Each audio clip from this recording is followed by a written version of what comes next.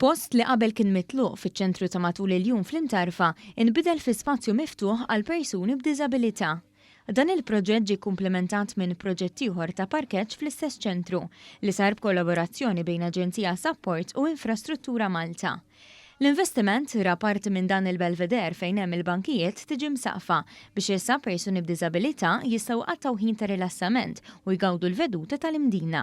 Bħala parti mill-istess proġett tpoġġa apparat ġdid u modern għall-eżerċizzju fiżiku li jinkludi magni għall-mixi, roti u magna l-parti ta' fuq tal-ġisem li tista' tintuża wkoll minn persuni li jużaw is-siġġu tar-roti.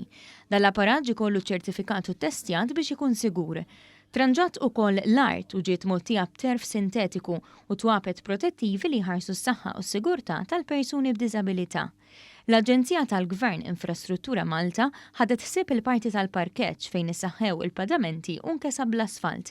Dan ix-xogħol qed jagħti aċċess aħjar għall-mixi fl-istess waqt li saru kurduni mas-siġar biex jagħtu dera isbaħ lill-ambjent tal-madwar. Il-Ministru għall-Infrastruttura u l-Proġetti Kapitali Ian Borch qal li dan il-proġett huwa xhieda ta' kemm l-impenn ta' Infrastruttura Malta jissarraf ta' ġid kemm fi proġetti kbar imma wkoll żgħar u fil-komunità.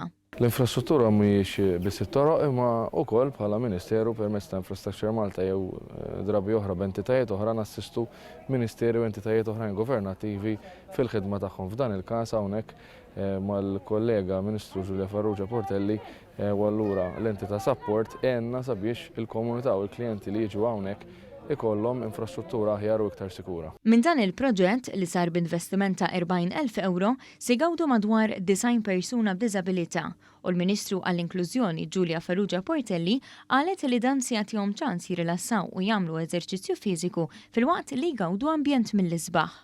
Jina nara din il-kollaborazzjoni illi kellna wkoll id-fit ma' Infrastruttura Malta bħala proġett tangibbli li qed ngħinu mhux biss id-design persuna b'diżabilità illi jagħmlu użu miċ-ċentru tas-support fl-Imtarfa imma wkoll minn mijiet ta' persuni oħra b'diżabilità li jattendu f'ċentri oħra.